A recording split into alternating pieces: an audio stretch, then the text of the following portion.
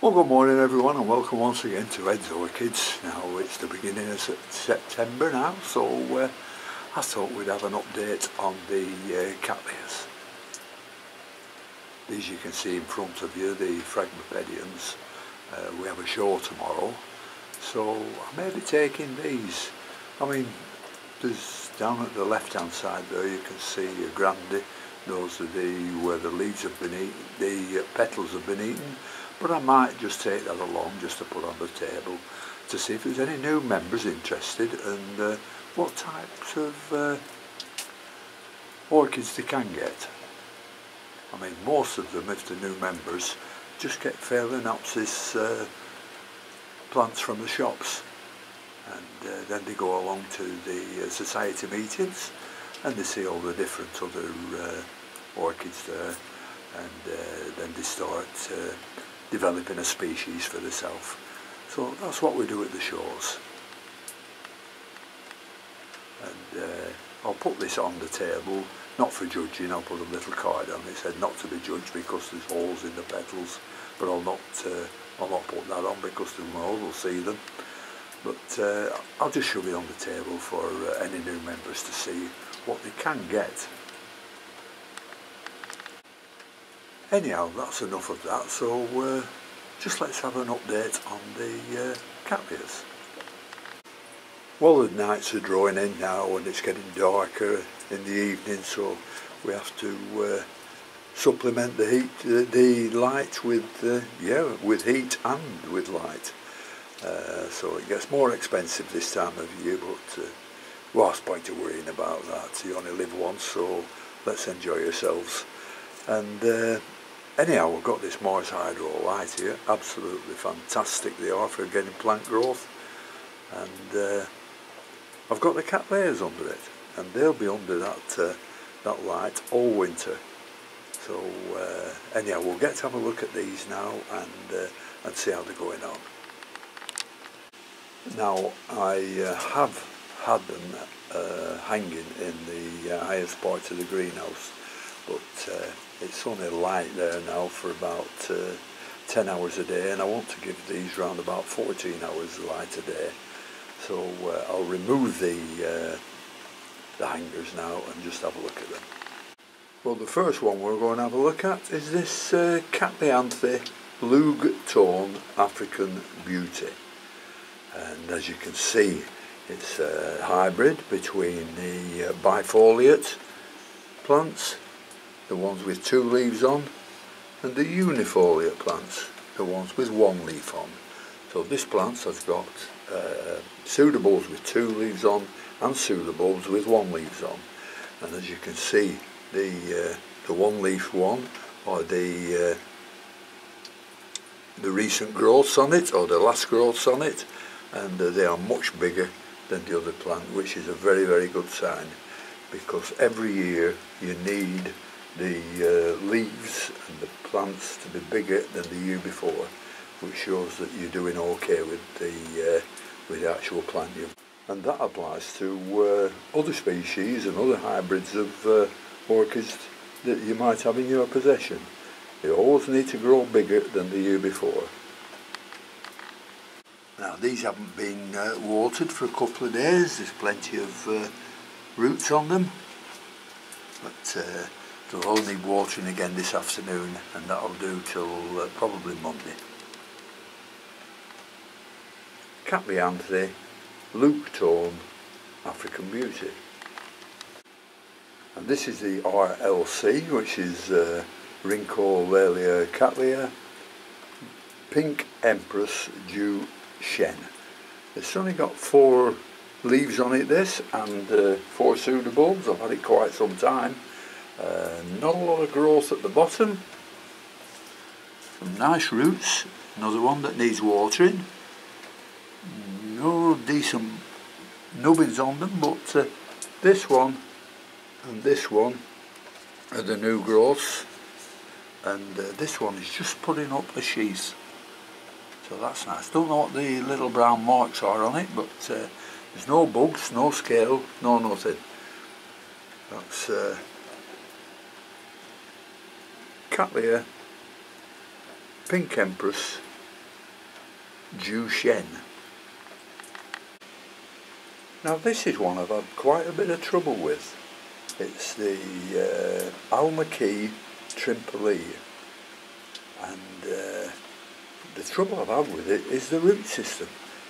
When I got it, the roots died off very, very quickly, and hence the leaves are not as nice. They're all mottled, and well, they're not dirty and no black spots on them, but they're very, very rough green on them, and a little bit yellowing in places.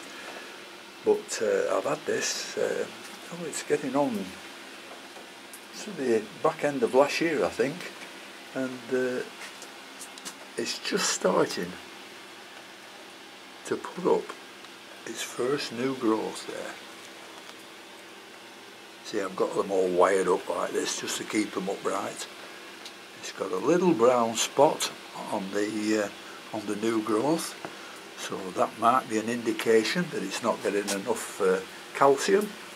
So when I feed them this afternoon, they'll be getting a big dose of calcium. Now that's Almaquis Trimpelie, a beautiful, beautiful flower when it flowers, bright yellow with a red lip, absolutely lovely. But we'll see how this goes. Now this is the one that's really surprised me, the Golf Green Hairy Pig, and it's doing absolutely nothing.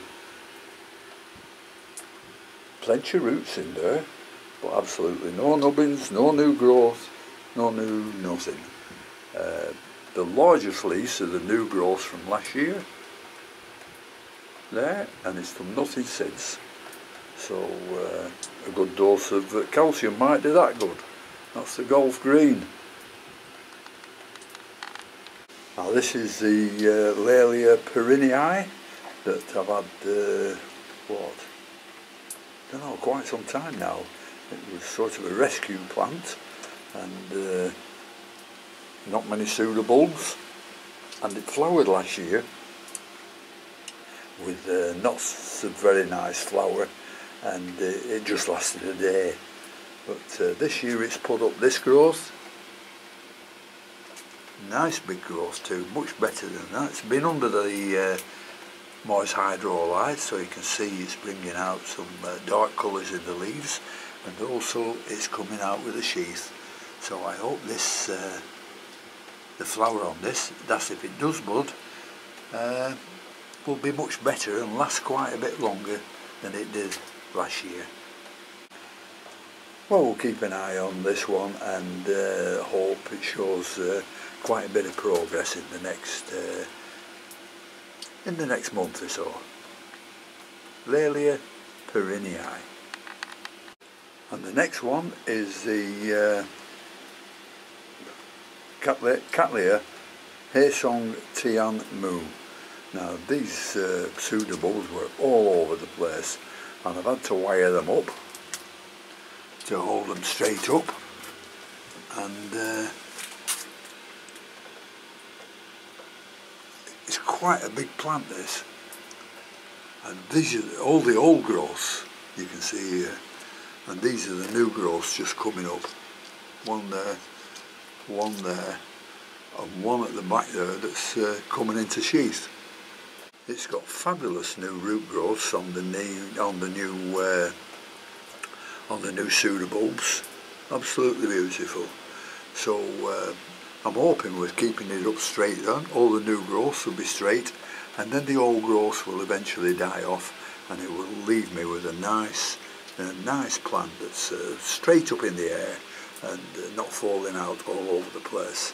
Now this is the new growth with the sheath on, so that's doing very nicely. And I think all these RLCs are absolutely beautiful blooms on them, all big and blousy and all sorts of colours on them, absolutely beautiful, and they're all hybrids. And you can notice that when they grow out in the wild, they grow on trees, so really you should treat them all as epiphytes, and just water them every day. Now I've got mine planted up here, but they're virtually an epiphysical, because look at all the holes in the pots. They get plenty and plenty of air, and they dry out very quickly, which is what you want with Cattleyas. Now a lot of people put them in semi-hydroponics, which keeps the roots wet, damp. It works very, very well for 1 or 2 years, and then it will, in my opinion, eventually kill the Cattleyas off. You've got to leave them a drying period. These have been dry for 2 or 3 days now, and they're sending more and more roots out. So make sure you give your Cattleyas a good drying out period, or else eventually they will succumb to the moisture. This one has been a little bit awkward in its growth habit. This is the Mahina Yahiro Ulii, and it should be growing upright, but I had to mount it like this because the new growth was growing upright. So I've mounted it so the new growth will grow upright. It's doing fine as well on a mount. Could be better root growth up to now, but that'll come. And these get watered every day, and this is what I mean by being epiphytes, growing on trees. You know, they can grow where they want if they're on trees. They can spread out as much as they want, and they don't make absolutely beautiful plants. But what we do is try and train them to look quite neat and articulate, for a better word. So this is what, a good 18 inches sticking out there. The new growth is nice and green. All this is the old growth.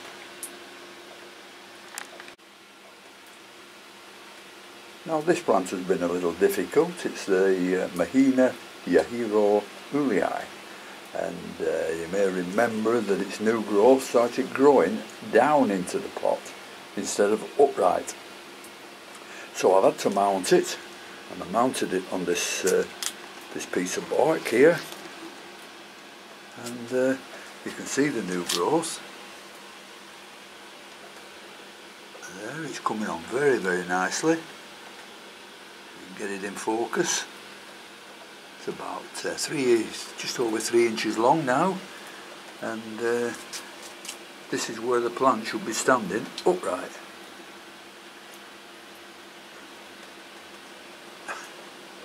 Don't ask me how it's done this, but this is what it's done. It's the first time I've ever seen a Cattleya put its new growth downwards into the pot, not upwards out of the pot.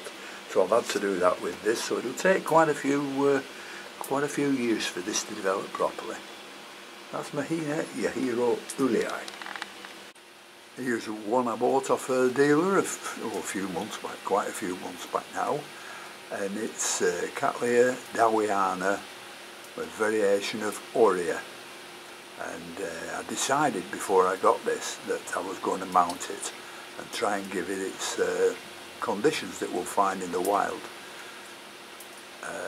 Now these Cattleyas grow very, very high up in canopies in the forests in South America, Costa Rica, places like that, and they can take full sun all day. This one is doing very nicely on a mount. The roots, as I say, could be better. It takes a time for them to develop on new cork, but it is now putting up a nice new growth.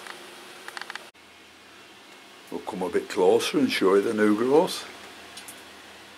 There it is. It's coming up lovely. Very pleased with that. Leaving it on this mount, mounting it, watering it every day. So and that's doing fine. Hopefully the roots will come. That's Cattleya Dowiana aurea. Now this is a straightforward Cattleya dowiana, and I got this as quite a small seedling, and it wasn't much. It was about what, €14, something like that, but it was quite a small one. It was in a tiny little pot, so I repotted it and put it in here, and I don't water this as much as I water the other ones, because I have heard from one subscriber, if you keep these dowiana roots too wet, they will die off. Well, that happens to them all, but I suppose this is one species that they die off much quicker than the others. So if you have a dowiana, make sure you let them dry out. Now this is doing fine. That's a new leaf it grew, which is bigger than the others, and it's also putting up a little growth. See if we can find it. There we are. Nice new growth coming up there. So I'm quite pleased about this, because the dowiana's supposed to be quite difficult, so I think it might be difficult because people keep them too wet. I don't know, it's just my opinion, but I'm quite pleased with this one from a seedling. Well, this is a weary looking specimen, and this is another Haesong Tianmu that I got off eBay. It came to me with absolutely no roots on. Well, it had roots on, but they were dead. And with these 4 leaves, they were absolutely limp. I almost threw the plant away. But what I did, I mounted it on this piece of cork, hung it up, and I made sure I get the leaves wet every day. Well, now the leaves are sort of hard and crinkly. Not very nice. I was surprised to find a few weeks ago that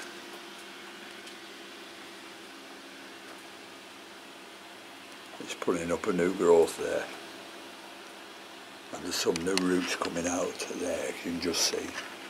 Now this has been with me well over 12 months, and so it just shows if you just persevere with them, they could grow on again. See, that's how it came to me. Look at the bottom, just chopped off somehow.